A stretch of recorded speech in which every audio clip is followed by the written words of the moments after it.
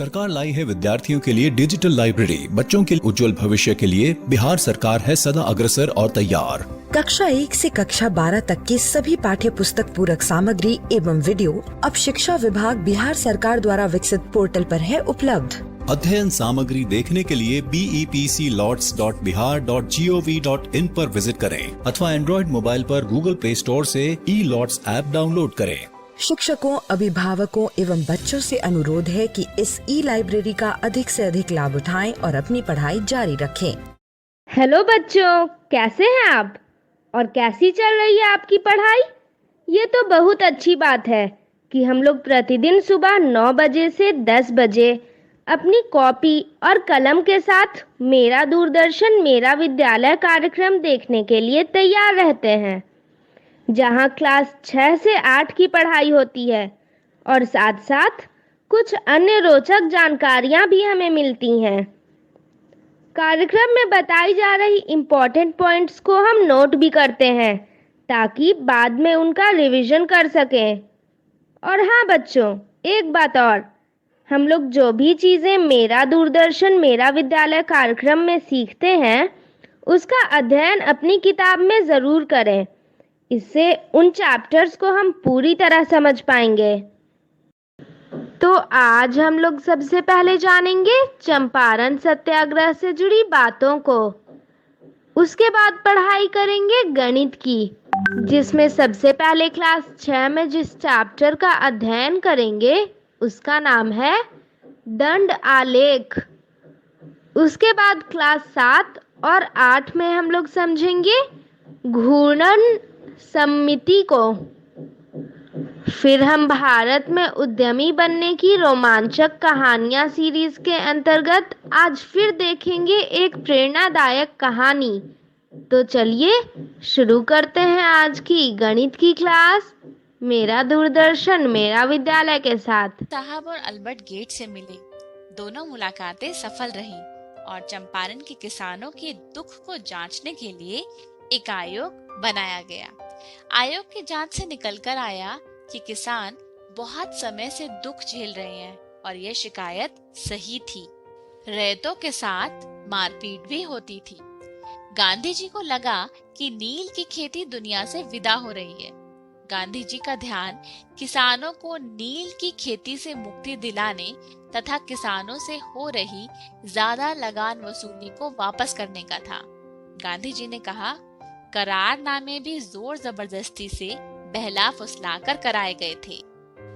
किसानों से वसूल की गई रकम पर बात हो गई और अंततः 25% वसूली पर बात तय हो गई। बाद में यह रकम लाखों में निकली तो निल्हो की कमर टूटने लगी और फिर 3 अक्टूबर 1917 को आयोग ने रिपोर्ट सर्वसम्मति से स्वीकार कर ली। गांधी जी यही नहीं रुके, उन्होंने चंपारण के समाज को स्वावलंबी और बेहतर बनाने का काम साथ साथ आरंभ किया। उनका कहना था, सारी समस्याओं की जड़ है अशिक्षा, निरक्षरता और भय। स्वास्थ्य, सफाई, आपसी भाईचारा और महिलाओं को सम्मान देने से चंपारण का समाज अच्छा बनेगा। गांधी जी ने स्वयं कुछ स्थानों पर पाठशाला शुरू की। पहली पाठशाला बरहवा लखनसेर में और दूसरी भितिहरवा में खुली। कई स्थानों पर सूत काटने और खादी बनाने के केंद्र भी खुले। गांधी जी के द्वारा शिक्षा, स्वास्थ्य, स्वावलंबन के कई कार्यक्रम चलाए गए और इन कार्यों में उनकी पत्नी कस्तूरबा गांधी ने सक्रिय सहयोग दिया। गांधी जी की चंपारण सत्याग्रह की सफलता से निल्हे अंग्रेजों पर काफी असर हुआ और उनके साथ ही नील की खेती चंपारण से विदा हो गई और बाद के दिनों में नील की जगह ईख, गेहूं, मक्का, धान की फसलें चंपारण में लहलहाने लगी। लोग शिक्षा, सफाई, स्वावलंबन अपनाने लगे। सालों बाद चेहरे पर मुस्कान लौटी और सभी ने कहा कि धन्य है गांधी जी। चंपारण सत्याग्रह की सफलता से भारतवासियों को आजादी के आंदोलन के लिए प्रेरणा मिली और गांधी जी के नेतृत्व में देश आजाद हुआ। गांधी जी कहते हैं कि चंपारण सत्याग्रह से पहले भारत में मुझे कौन जानता था। अफ्रीका में 20 वर्ष बिताने के बाद मैं भारत लौटा और चंपारण आया। इसके बाद मेरा साथ पूरा देश जाग उठा। इसके पहले मैं चंपारण को नहीं जानता था, परंतु जब मैं चंपारण आया तो मुझे लगा कि मैं बिहार के लोगों को सदियों से जानता हूँ और वो भी बहुत गहराई से जानते हैं। ये बिहार ही है जिसने पूरे भारतवर्ष को गांधी का परिचय दिया। आज हम सीखेंगे दंड आलेख।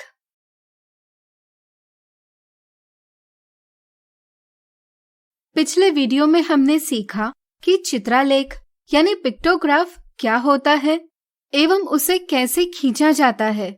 चलिए इसका पुनः अवलोकन करते हुए एक मजेदार उदाहरण ले। मान लीजिए राहुल एक दुकान में गया।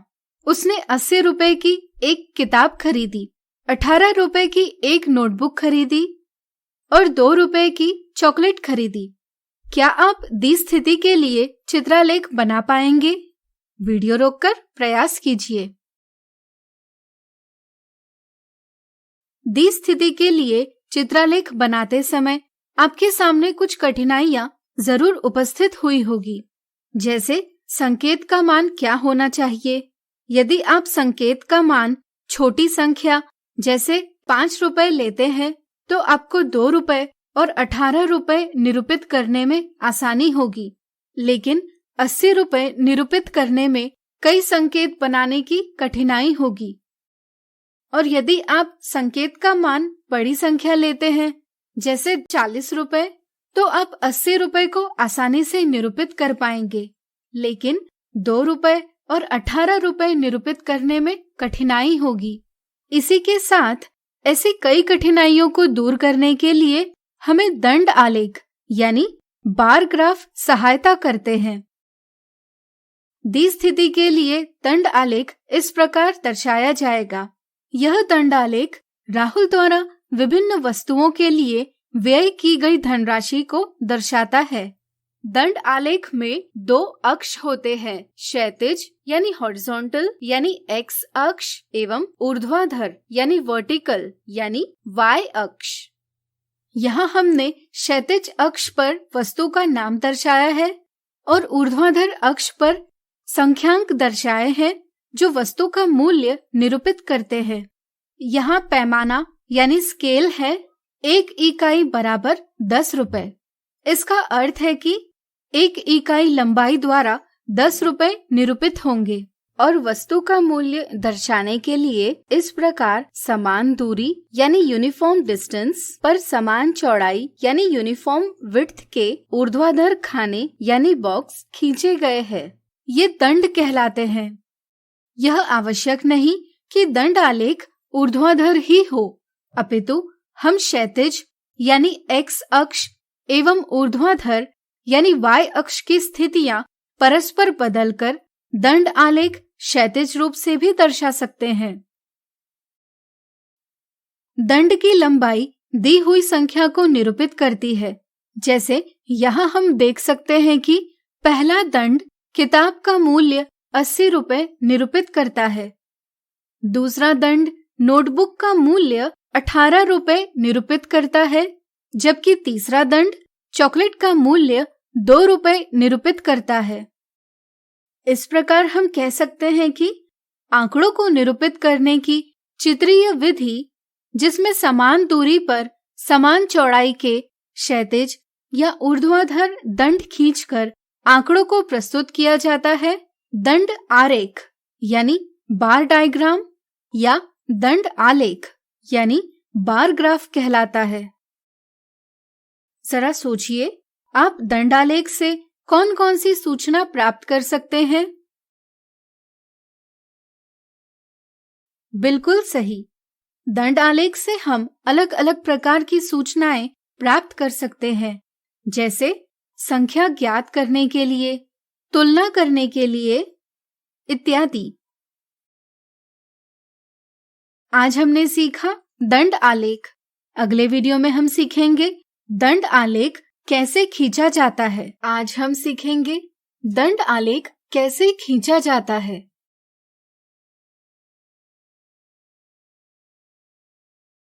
चलिए इसे हम एक उदाहरण से सीखेंगे।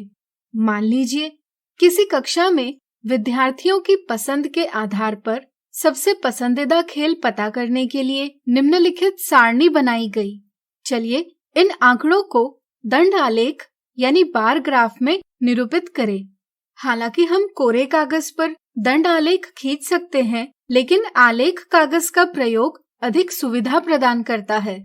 चलिए हम आलेख कागज यानी ग्राफ पेपर का प्रयोग करेंगे। पहला चरण, कागज पर हम इस प्रकार दो परस्पर लंब रेखाएं खींचेंगे, जिसमें रेखा OX एक क्षैतिज रेखा है और रेखा OY एक ऊर्ध्वाधर रेखा है। दूसरा चरण, अब हम क्षैतिज रेखा पर समान दूरी रखते हुए सारणी में दर्शाए खेलों के नाम लिखेंगे और उनके नीचे खेल अंकित करेंगे। इस प्रकार हम खेलों को क्षैतिज रेखा पर दर्शाएंगे। इसी तरह ऊर्ध्वाधर रेखा पर विद्यार्थियों की संख्या अंकित करेंगे। तीसरा चरण, अब हम एक सुविधाजनक पैमाना यानी स्केल लेंगे। यहाँ हम 1 इकाई लंबाई से 5 विद्यार्थियों को निरूपित करेंगे। इस प्रकार हम पैमाना चुनेंगे 1 इकाई लंबाई बराबर 5 विद्यार्थी। आप संख्या के आधार पर आसान सा पैमाना चुन सकते हैं। जैसे अगर विद्यार्थियों की संख्या बहुत कम हो तब आप 1 इकाई लंबाई बराबर 1 विद्यार्थी ले सकते हैं। इसी तरह अगर विद्यार्थियों की संख्या बड़ी हो तब आप 1 इकाई लंबाई बराबर 10 विद्यार्थी ले सकते हैं। ध्यान रहे, पैमाना हमें दंड आलेख खींचने में सुविधा प्रदान करता है। चूंकि हमने पैमाना 1 इकाई लंबाई बराबर 5 विद्यार्थी लिया है, इसलिए हम ऊर्ध्वाधर रेखा के अनुदिश प्रत्येक इकाई पर इस प्रकार 5 के गुणज दर्शाएंगे। इस तरह से 1 इकाई लंबाई का मान 5 विद्यार्थी है, 2 इकाई लंबाई का मान 10 विद्यार्थी है। इसी तरह विद्यार्थियों की संख्या 5 गुणा इकाइयों की संख्या से पता की जा सकती है। इसका ही उपयोग करके हम विद्यार्थियों की संख्या विभाजित 5 करके इकाइयों की संख्या पता कर सकते हैं, जो कि दंड की लंबाई है। चौथा चरण, तो चलिए दंडों की लंबाइयां ज्ञात करें। क्रिकेट 20 विभाजित 5 बराबर 4 इकाई, फुटबॉल 15 विभाजित 5 बराबर 3 इकाई, कबड्डी 25 विभाजित 5 बराबर 5 इकाई, टेनिस 10 विभाजित 5 बराबर 2 इकाई। पांचवा चरण, अब हम विभिन्न खेलों के लिए समान दूरी पर समान चौड़ाई के दंड खींचेंगे। जैसे क्रिकेट के लिए हम 4 इकाई लंबाई का दंड खींचेंगे। फिर समान दूरी पर समान चौड़ाई से फुटबॉल के लिए 3 इकाई लंबाई का दंड खींचेंगे। क्या आप बता सकते हैं हम कबड्डी के लिए किस प्रकार दंड खींचेंगे? सोचिए सोचिए। बिल्कुल सही। फिर से हम समान दूरी पर समान चौड़ाई से 5 इकाई लंबाई का दंड खींचेंगे। इसी प्रकार टेनिस के लिए 2 इकाई लंबाई का दंड खींचेंगे। इस प्रकार हमने दंड आलेख प्राप्त कर लिया है। ध्यान रहे, यह आवश्यक नहीं कि दंड आलेख ऊर्ध्वाधर ही हो, अपितु हम खेल एवं विद्यार्थियों की संख्या की स्थितियां परस्पर बदलकर दंड आलेख क्षैतिज रूप से भी दर्शा सकते हैं। दंड आलेख को देखकर आप आसानी से बता सकते हैं कि कक्षा में कबड्डी यह खेल सबसे अधिक पसंदीदा खेल है। हालांकि हम दंड आलेख कोरे कागज पर बना सकते हैं, लेकिन आलेख कागज के प्रयोग से दंड आलेख बनाने में सुविधा मिलती है। क्या आप दी जानकारी को आलेख कागज पर दंड आलेख खींचकर निरूपित कर पाएंगे? स्वयं प्रयास कीजिए। तो आज हमने सीखा दंड आलेख कैसे खींचा जाता है। अगले वीडियो में हम दंड आलेख से संबंधित कुछ उदाहरण देखेंगे। आज हम देखेंगे दंड आलेख से संबंधित कुछ उदाहरण।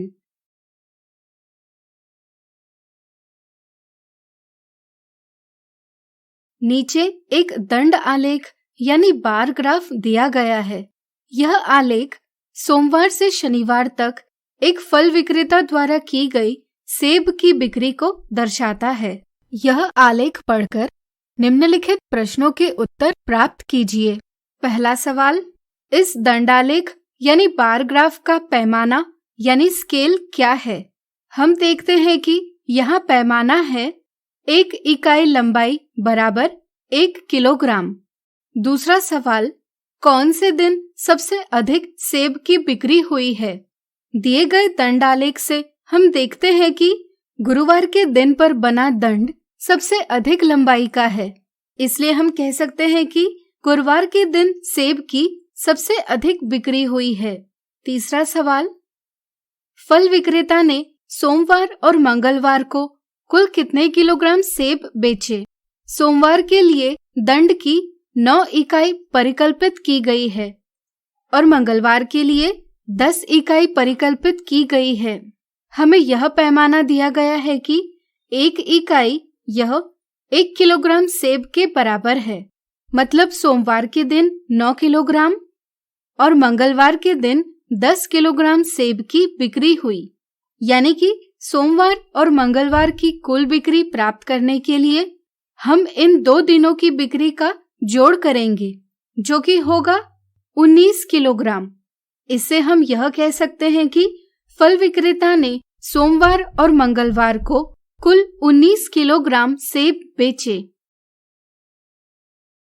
अगला उदाहरण, नीचे दी गई सारणी में अर्णव को कक्षा 6 से 10 तक प्राप्त अंक प्रतिशत में दर्शाए गए हैं।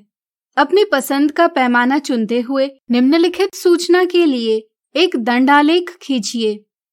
पहला चरण, कागज पर हम इस प्रकार 2 परस्पर लंब रेखाएं यानी परपेंडिकुलर लाइंस खींचेंगे, जिसमें रेखा OX एक क्षैतिज रेखा यानी हॉरिजॉन्टल लाइन है और रेखा OY एक ऊर्ध्वाधर रेखा यानी वर्टिकल लाइन है। दूसरा चरण, फिर हम क्षैतिज रेखा के अनुदिश कक्षा अंकित करेंगे और ऊर्ध्वाधर रेखा के अनुदिश प्राप्तांक अंकित करेंगे। तीसरा चरण, अब हम एक सुविधाजनक पैमाना लेंगे। यहाँ हम 1 इकाई लंबाई से 10% को निरूपित करेंगे। इस प्रकार हम पैमाना यानी स्केल चुनेंगे। 1 इकाई लंबाई बराबर 10%। चौथा चरण, अब हम दंडों की लंबाइयां ज्ञात करेंगे। कक्षा 6 के लिए दंड की लंबाई होगी 60 विभाजित 10 बराबर 6 इकाई। इसी तरह हम कक्षा 7, कक्षा 8, कक्षा 9 और कक्षा 10 के लिए दंड की लंबाइयां इस प्रकार ज्ञात कर सकते हैं। पांचवा चरण, अब हम विभिन्न कक्षाओं के लिए समान दूरी पर समान चौड़ाई के दंड खींचेंगे। जैसे कक्षा 6 के लिए हम 6 इकाई लंबाई का दंड खींचेंगे। फिर समान दूरी पर समान चौड़ाई से कक्षा 7 के लिए 7 इकाई लंबाई का दंड खींचेंगे। इसी तरह कक्षा 8 के लिए भी 7 इकाई लंबा दंड खींचेंगे। अब क्या आप बता सकते हैं हम कक्षा 9 के लिए किस प्रकार दंड खींचेंगे? सोचिए सोचिए। बिल्कुल सही। 7.5 का अर्थ है 7 पूर्ण इकाइयां और 0.5 इकाई, यानी कि 1 इकाई के 10 भागों में से 5 भाग। इसलिए हम कक्षा 9 के लिए 7.5 इकाई लंबाई का दंड इस प्रकार खींचेंगे। इसी तरह कक्षा 10 के लिए हम 8 इकाई लंबाई वाला दंड खींचेंगे। इस प्रकार हमने दी जानकारी के लिए दंड आलेख प्राप्त कर लिया है। तो आज हमने देखे दंड आलेख से संबंधित कुछ उदाहरण। अगले वीडियो में हम देखेंगे इससे संबंधित कुछ मिथ्या धारणाएं एवं साधारण गलतियां। आज हम देखेंगे दंडालेख से संबंधित कुछ मिथ्या धारणाएं एवं साधारण गलतियां।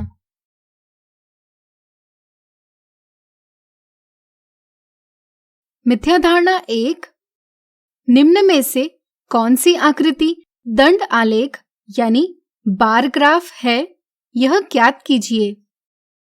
यहाँ पर आकृति 1 में खींचे गए दंड क्षैतिज यानी हॉरिजॉन्टल है और आकृति 2 में खींचे गए दंड ऊर्ध्वाधर यानी वर्टिकल है। कुछ बच्चे यह सोचते हैं कि दंड आलेख में सिर्फ ऊर्ध्वाधर रूप से ही दंड खींचे जा सकते हैं, क्षैतिज रूप से नहीं। इस मिथ्या धारणा के कारण वे सोचते हैं कि आकृति 1 में दंडालेख नहीं दर्शाया है, जबकि आकृति 2 में दंडालेख दर्शाया है। इसलिए वे दिए प्रश्न का जवाब ऑप्शन 1 यह देते हैं, लेकिन यह गलत जवाब है। सही समझ यह है कि दंडालेख में दंड ऊर्ध्वाधर या क्षैतिज दोनों प्रकार से खींचे जा सकते हैं। इसलिए यहाँ दोनों आकृतियों में दंडालेख दर्शाए गए हैं, यानी कि ऑप्शन 2 सही जवाब है। मिथ्या धारणा 2, नीचे एक दंडालेख दिया गया है।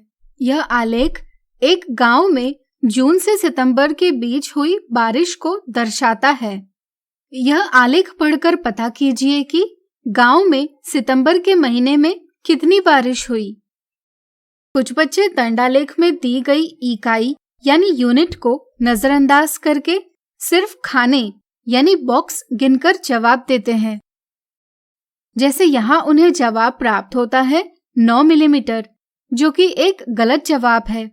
इसलिए ऑप्शन 1 गलत जवाब है। सही समझ यह है कि दंडालेख से सूचना प्राप्त करते समय पैमाना यानी स्केल क्या लिया गया है, इस पर ध्यान देना आवश्यक है।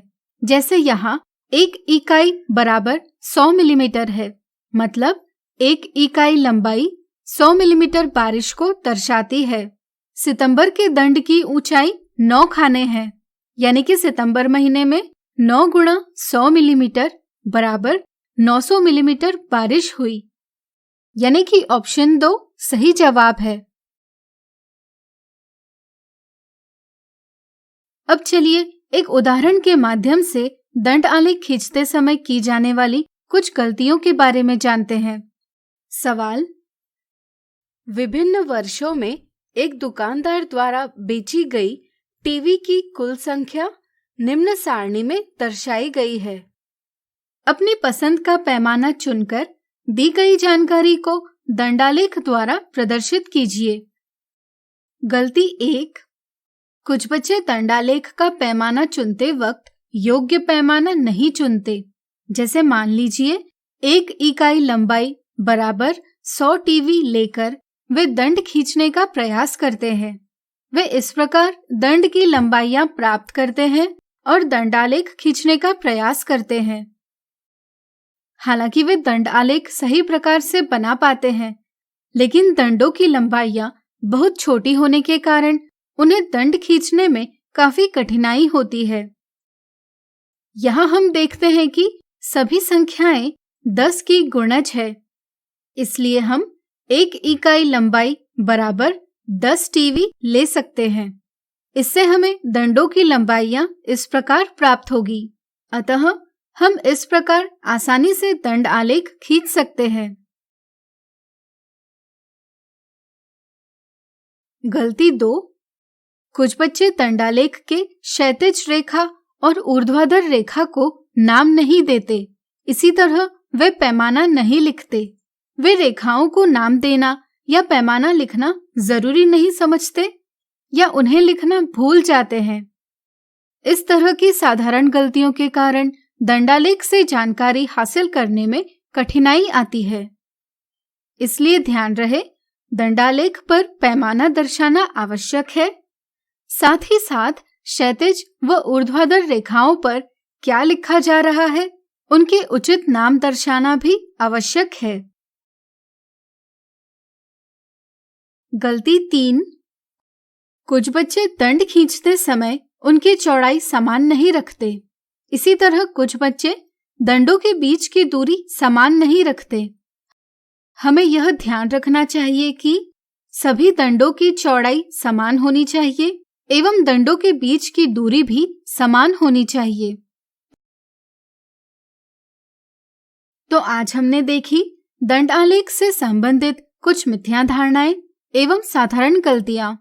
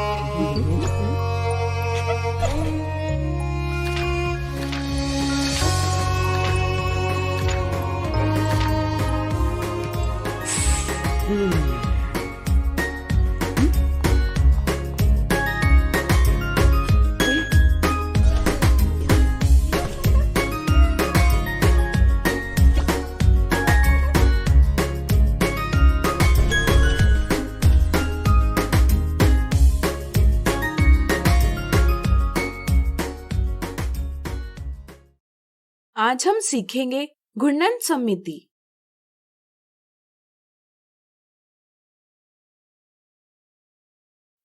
ताश के इस पत्ते को देखिए, जरा सोचिए, अगर हम इसे केंद्र के चारों ओर 180 डिग्री पर घुमाएं तो क्या होगा?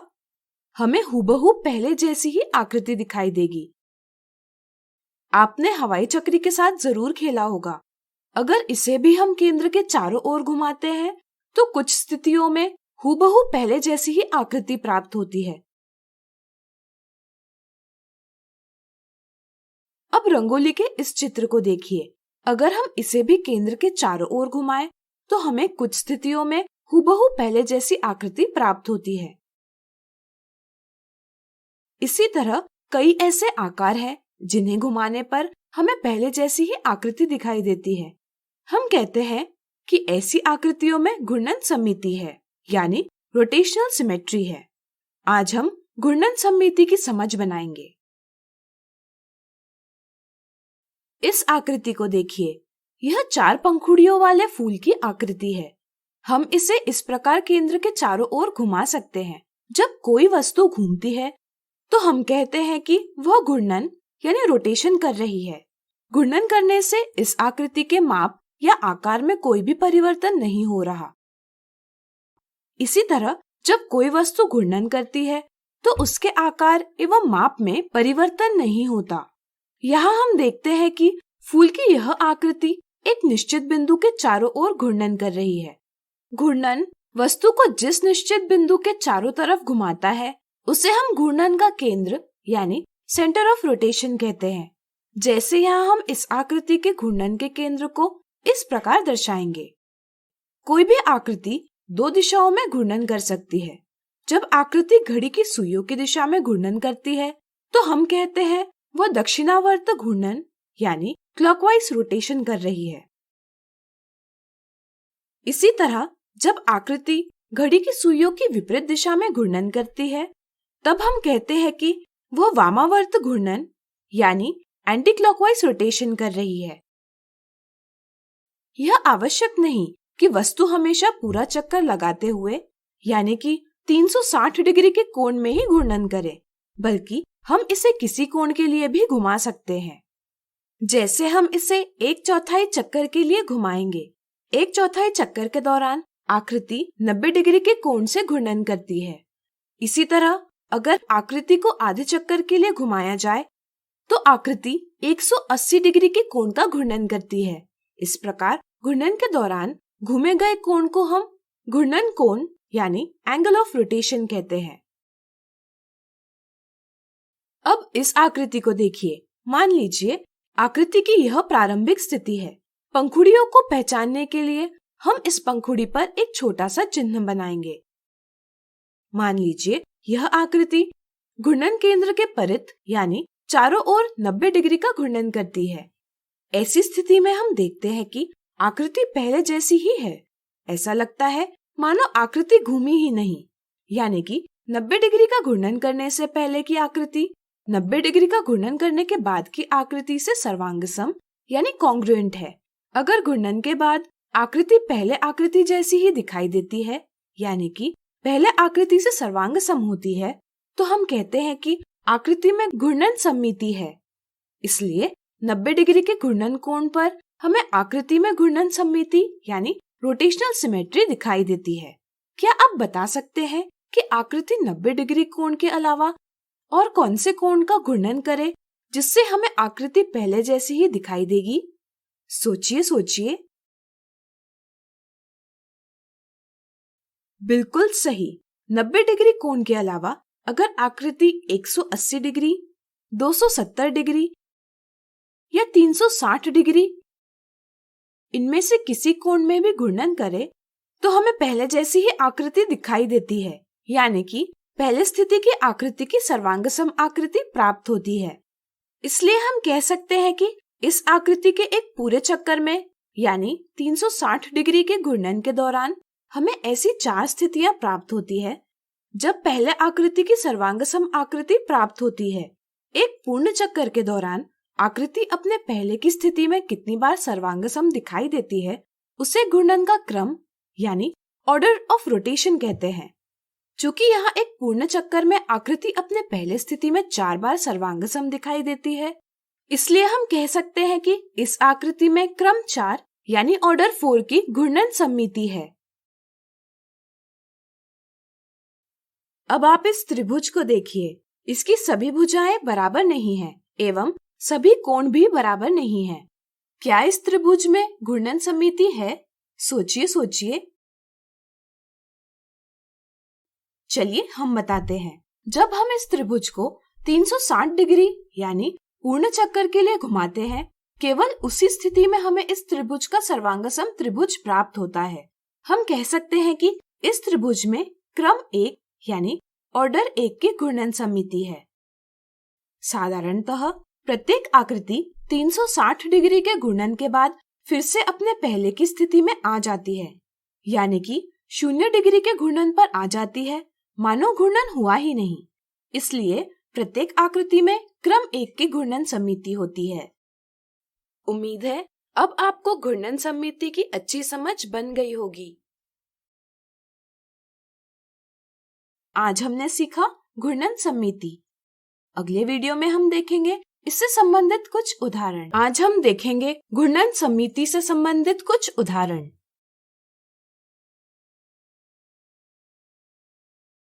नीचे दर्शाई गई आकृतियों में घूर्णन सममिति यानी रोटेशनल सिमेट्री का क्रम पता कीजिए।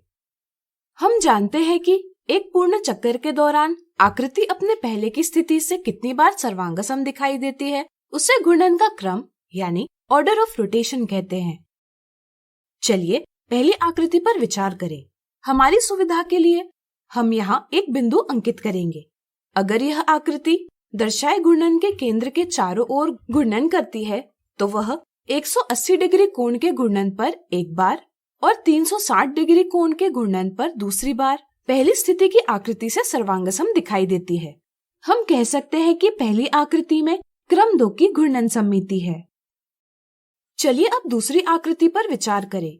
हमारी सुविधा के लिए हम इसके एक कोने में एक बिंदु अंकित करेंगे। अगर यह आकृति दर्शाए घूर्णन के केंद्र के चारों ओर घूर्णन करती है तो वह 120 डिग्री कोण के घूर्णन पर एक बार, 240 डिग्री कोण के घूर्णन पर दूसरी बार और 360 डिग्री कोण के घूर्णन पर तीसरी बार पहली स्थिति की आकृति से सर्वांगसम दिखाई देती है। हम कह सकते हैं कि दूसरी आकृति में क्रम 3 की घूर्णन सममिति है। अब चलिए तीसरी आकृति की बात करें। अगर यह आकृति दर्शाए घूर्णन के केंद्र के चारों ओर घूर्णन करती है तो सिर्फ 360 डिग्री के घूर्णन पर वह पहले स्थिति में दर्शाई आकृति से सर्वांगसम होती है, यानी कि तीसरी आकृति में क्रम 1 की घूर्णन सममिति है। अगला उदाहरण, क्या नीचे दर्शाई आकृति सममित है? यदि है तो घूर्णन का क्रम ज्ञात कीजिए। अगर घूर्णन के बाद आकृति पहले आकृति से सर्वांगसम है तो हम कहते हैं कि आकृति में घूर्णन सममिति है। चलिए पता करें कि दी आकृति में घूर्णन सममिति है अथवा नहीं। हमारी सुविधा के लिए हम यहाँ एक बिंदु अंकित करेंगे जिससे हम घूर्णन की स्थिति को समझ सके। अब चलिए दर्शाए गए घूर्णन के केंद्र के चारों ओर आकृति को घुमाते हुए ज्ञात करें कि इसमें घूर्णन सममिति है अथवा नहीं। जब इस आकृति को 60 डिग्री के कोण पर घुमाया जाता है तब हम देखते हैं कि यह आकृति पहले की आकृति से हूबहू मेल खाती है, यानी कि दोनों स्थितियों में आकृतियां सर्वांगसम हैं। इस तरह हम कह सकते हैं कि इस आकृति में घूर्णन सममिति है। चलिए घूर्णन का क्रम ज्ञात करें। हमें 60 डिग्री के कोण पर घूर्णन करने पर पहले आकृति से सममित आकृति प्राप्त हुई है। इसी तरह हम देखते हैं कि आकृति को 120 degree, 180 degree, 240 degree, 300 degree, 360 degree के कोणों पर घुमाने पर भी हमें पहले आकृति से सममित आकृतियां प्राप्त होती है। इस तरह से हम कह सकते हैं कि दी आकृतियों में क्रम 6 की घूर्णन सममिति है। इन कोणों को देखकर हम कह सकते हैं कि घूर्णन सममिति में सभी कोण पहले कोण के गुणज यानी मल्टीपल है। यह सभी स्थितियों के लिए सत्य है। अब आप स्वयं पता कीजिए कि अंग्रेजी के बड़े अक्षरों में ऐसे कौन से अक्षर हैं जो 180 डिग्री के कोण पर घूर्णन करने पर सममित होते हैं। तो आज हमने देखे घूर्णन सममिति से संबंधित उदाहरण। अगली वीडियो में देखेंगे इनसे जुड़ी कुछ मिथ्या धारणाएं। आज हम देखेंगे घूर्णन सममिति से संबंधित कुछ मिथ्या धारणाएं।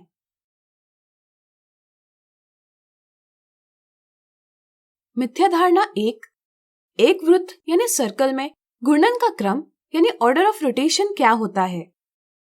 कुछ बच्चे यह सोचते हैं कि वृत्त को केंद्र यानी सेंटर के चारों ओर घुमाते हुए प्रत्येक 1 डिग्री के कोण पर पहले वृत्त से सर्वांगसम यानी कॉन्ग्रुएंट वृत्त प्राप्त होगा। वे सोचते हैं कि 1 डिग्री में एक बार, ऐसे 360 डिग्री में 360 बार सर्वांगसम वृत्त प्राप्त होंगे। इसलिए वे सोचते हैं कि वृत्त में क्रम 360 की घूर्णन सममिति है।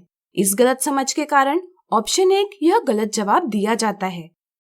सही समझ यह है कि वृत्त को 1 डिग्री के कोण से कम कोण पर घुमाने पर भी हमें पहले वृत्त से सर्वांगसम वृत्त प्राप्त होता है। चूंकि 0 और 1 के बीच में अपरिमित रूप से अनेक परिमेय संख्याएं होती है, इसलिए ऐसे अनंत कोण हो सकते हैं जब हमें पहले वृत्त से सर्वांगसम वृत्त प्राप्त होंगे। इसलिए हम कह सकते हैं कि वृत्त में घूर्णन का क्रम अनंत होता है। इसलिए ऑप्शन 2 सही जवाब है। मिथ्या धारणा 2, नीचे दर्शाए गए समचतुर्भुज यानी रोम्बस में घूर्णन का क्रम पहचानिए। यहाँ दर्शाए समचतुर्भुज की 4 भुजाएं समान हैं। 4 समान भुजाओं के आधार पर बच्चे सोचते हैं कि इस आकृति में क्रम 4 की घूर्णन सममिति है। भुजाओं या कोणों के मापों के आधार पर किसी आकृति में घूर्णन सममिति का क्रम क्या है, यह पता करना गलत है। इसलिए ऑप्शन 1 गलत जवाब है। सही समझ यह है कि अगर हम इस आकृति के किसी एक स्थान पर बिंदु यानी पॉइंट लेते हैं और इसे आकृति के केंद्र के चारों ओर घुमाते हैं तो हम देखते हैं कि सिर्फ 180 डिग्री घूर्णन पर और 360 डिग्री के घूर्णन पर हमें पहली आकृति से सर्वांगसम आकृति प्राप्त होती है। इसलिए हम कह सकते हैं कि दी आकृति में क्रम 2 की घूर्णन सममिति है। इसलिए ऑप्शन 2 सही जवाब है। आज हमने देखी घूर्णन सममिति से संबंधित कुछ मिथ्या धारणाएं।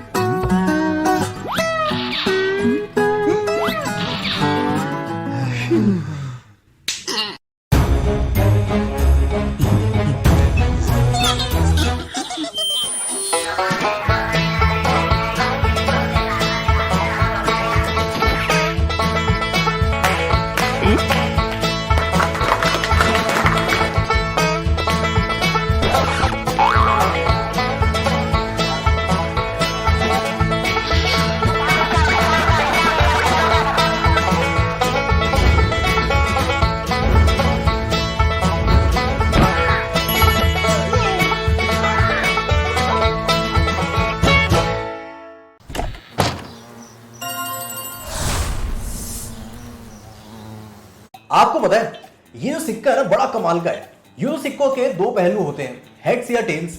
हमारा मन जब कंफ्यूजन में होता है तो हम अक्सर बोलते हैं कि हेड्स आया तो मैं ये करूंगा, टेल्स आया तो मैं ये करूंगा। लेकिन जब ये सिक्का हवा में यूं उछालते हैं हम, और जब सिक्का हवा में होता है तब हमारा मन जो है वो एक सेकंड के लिए हमको बताता है कि हमको हेड्स चाहिए था या टेल्स चाहिए था। तो हमको अपने मन की बस वही आवाज सुननी है और उसी आवाज से हमको वो करना है जो हम करना चाहते हैं। वाह मेरे फिलोसफर, वाह क्या बात कही। हाय, मैं हूं आपके साथ रेडियो का रोहन और मेरे साथ है प्रीति। और हम आपका स्वागत करते हैं, सिक्का एक मिनट रख लेते हैं, और हम आपका स्वागत करते हैं हमारे शो में जिसका नाम है भारत में उद्यमी बनने की रोमांचक कहानियां, यानी an adventurer guide to being an entrepreneur in India. इस शो में हम आपको दिखाते हैं उद्यमियों की रोमांचक और सच्ची कहानियां। वैसे तुझे पता है स्मृति, हमारे शो का इतना अच्छा रिस्पांस आ रहा है, इतने सारे लोग जो हैं अपनी एक्टिविटी बुक को फिल कर कर हमको भेज रहे हैं। आप सबका तहे दिल से शुक्रिया। Yes, thank you so much. वैसे रोहन, आज हम किस उद्यमी की कहानी देखने वाले हैं? आज हम जो कहानी देखने वाले हैं स्मृति, उसका नाम है अर्चनाज लीफ प्लेट कंपनी, यानी अर्चना के पत्तों की प्लेट की कंपनी, जिसमें हम देखेंगे कि कैसे सूखे पत्तों ने गांव में कई महिलाओं को रोजगार दे दिया। चलिए साथ देखते हैं। चलो जी। अर्चना की पत्तों की प्लेट की कंपनी, कैसे सूखे पत्तों ने महिलाओं को रोजगार दिया और प्लास्टिक की जगह ले ली। एक समय की बात है, एक गांव था जहां गर्मी ने सब कुछ झुलसा दिया था, पेड़ भी झुलस गए थे। अर्चना इसी गांव में रहती थी। गर्मी और ज्यादा बढ़ने वाली थी। इस दौरान इस गांव में प्लास्टिक ने प्रवेश किया और वहीं पर बस गया। अब वो हर जगह था। अर्चना की माँ और दादी प्लास्टिक आने से पहले के समय की बातें किया करती थी। वे प्लास्टिक के आने और लौट के ना जाने और अधिकाधिक गर्म होने वाले ग्रीष्म काल में संबंध जोड़ने की कोशिश करती थी। सभी कुछ साल के गलत समय पर होता था। अर्चना परिवार की बातें सुनती थी। वो हर दूसरी रात ये बातें सुनती थी और उसमें एक जैसी बातें खोजने की कोशिश करती थी। उसने कड़ियां जोड़ने का प्रयास किया। उसे इस बात का अंदाजा था कि उसके सपनों को इन्हीं बातों से खतरा था, इसलिए उसकी नींद उड़ गई थी। इसलिए उसने इस बात की तह तक जाने का फैसला किया। वो खेतों में गई। उसने मौसम के बदलते मिजाज के बारे में किसानों से बातचीत की। ये कब इतना गर्म होता है? क्या बदल गया है? आप जो उगाते हैं उसमें क्या बदलाव आया है? आप इसे कैसे उगाते हैं? क्या पानी की समस्या है? उसने नोट्स बनाए। उसने प्लास्टिक की थैलियों, बिस्किट के रैपर, डिटर्जेंट के पैकेट पर भी ध्यान दिया, जो रास्ते में खेतों की लहराती घास पर बिखरे हुए थे। थक गई, बहुत गर्मी थी। वो महिलाओं के एक खेत में गई। वे भी बहुत थक चुकी थी, लेकिन उन्होंने उसके सवालों के जवाब दिए। एक युवा लड़की प्रतिमा ने कहा, प्लास्टिक एक समस्या है, वे प्लेटें बेतुकी है। मेरी माँ उससे प्लेटें बनवाती थी और उसने पेड़ों की ओर इशारा किया। सूखे हुए पत्तों वाले विशाल वृक्ष। गांव में घंटी बजी। मीटिंग में जाने का समय हो गया है। अर्चना और महिलाएं गांव की मीटिंग में चली गई। वहाँ हर बात पर चर्चा हुई। वहाँ खाद्य पदार्थ रखे थे जो प्लास्टिक की प्लेटों पर परोसे गए। अर्चना ने प्लेट को पलट कर देखा और फिर प्रतिमा को देखा। तब उसने हाँ में कंधे उचकाए। इस तरह कई प्लेटों का कारोबार शुरू हुआ। अर्चना अपने दोस्त के पास गई। उसके मोबाइल फोन से उन्होंने शोध किया। उन्होंने प्लेट और कटोरे बनाने के लिए जरूरी प्रेस की खोज की। इसे खरीदने के लिए बजट बनाया। वे प्रत्येक किसान से कितने पत्ते कितने पैसों में खरीदेंगे। व्यवसाय में प्रत्येक भागीदार पत्तियों को इकट्ठा करने, काटने में कितना योगदान देगा और फिर वो उसे कितने में बेचेगा। अर्चना और प्रतिमा ने गांव की मीटिंग बुलाई और अपना विचार प्रस्तुत किया। उस दिन खाद्य पदार्थ पत्तों की प्लेटों पर परोसे गए थे। अर्चना अब आराम से सो सकती थी। उसकी माँ और दादी खुश थी कि आखिरकार कड़िया जुड़ गई थी। 84 महिलाएं कंपनी का हिस्सा थी। उन्होंने बहुत पैसे कमाए। अब सभी महिलाओं को ये पता लगाना था कि जलवायु परिवर्तन को कैसे रोका जाए, क्योंकि उन्होंने प्लास्टिक को तो हटा दिया था, लेकिन फिर भी ये अब तक का सबसे ज्यादा गर्मी का मौसम था। अर्चना's लीफ प्लेट कंपनी। अर्चना की पत्तों की प्लेट का अभ्यास आप 4-4 के समूह में जाकर पूरा करेंगे। अपने मोबाइल से तस्वीरें ले, वीडियो और ऑडियो रिकॉर्ड करें और नोट्स बनाएं। आप बहुत सारी चुनौतियों का सामना कर चुके हैं। सफल उद्यमी बनने के लिए सकारात्मक होना बहुत जरूरी है। इस अभ्यास में आप प्रोटोटाइप बनाएंगे। प्रोटोटाइप आपके उत्पाद का प्रतिरूप होता है। पहला भाग, आप अपने प्रोटोटाइप का चित्र बनाएं।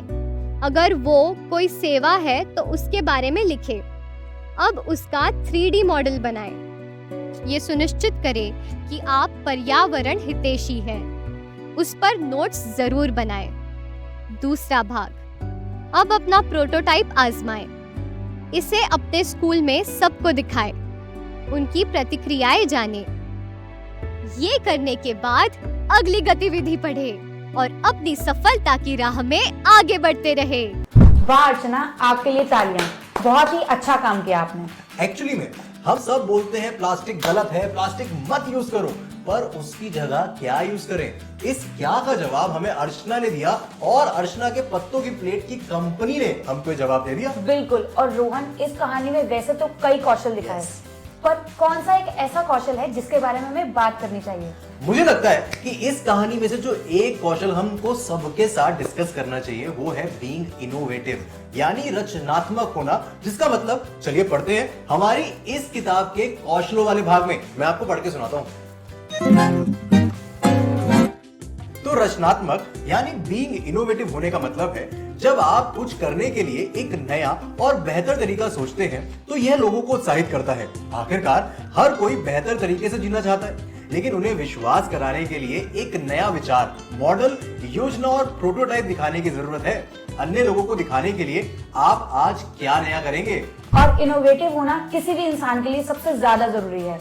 अर्चना के गांव में पहले सब लोग प्लास्टिक प्लेट में ही खाना खाते थे, पर अर्चना के इनोवेशन के बाद सबने पत्तों की प्लेट में खाना शुरू कर दिया। अर्चना के इस इनोवेशन से प्लास्टिक, जो कि क्लाइमेट चेंज का एक बहुत बड़ा कारण है, उसका इस्तेमाल कम हो गया। चलिए, तो अब इस बुक को रखकर हमारी दूसरी बुक यानी हमारी एक्टिविटी बुक को उठाते हैं। Yes. जो कि एक ब्लैक एंड व्हाइट बुक है। आप इसे अपने रंगों से भर सकते हैं। आज की कहानी पर निर्धारित जो एक्टिविटी है उसमें सबसे पहले आपको एक प्रोटोटाइप बनाना है। प्रोटोटाइप जो है वो एक उत्पाद का मॉडल यानी कि प्रतिरूप होता है। फिर उस प्रोटोटाइप के बारे में कुछ सवालों के जवाब लिखने हैं और वो प्रोटोटाइप स्कूल में और आसपास सबको दिखाकर उस पर प्रतिक्रिया लेनी है। यस, जो कमियां हैं उस पर काम करना है, पर याद रखना है कि आपका प्रोटोटाइप पर्यावरण के हित में ही होना चाहिए। तो बस जब आपकी एक्टिविटी कंप्लीट हो जाए तो तुरंत इसको हमारे एड्रेस पर भेज दीजिए।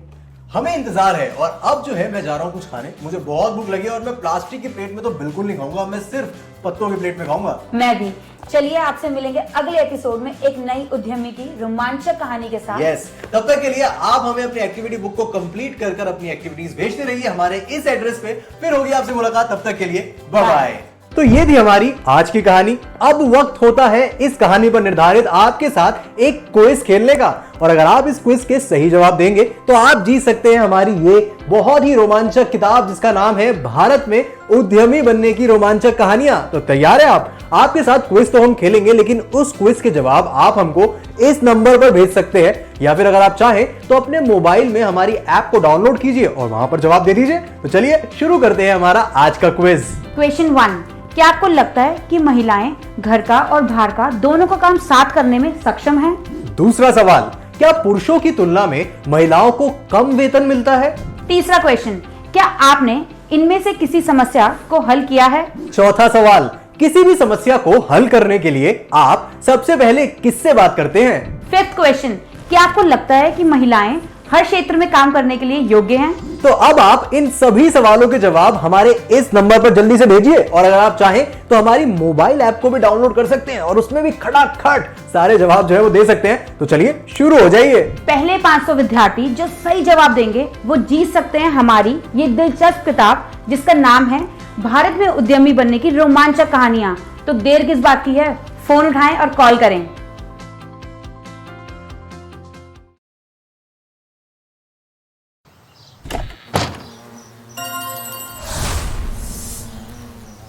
तो आशा करती हूँ बच्चों आज के एपिसोड में आपने जरूर कुछ नया सीखा होगा। तो घर पर रहें, पढ़ते रहें, बढ़ते रहें। मिलते हैं अगले एपिसोड में। बाय बाय बच्चों।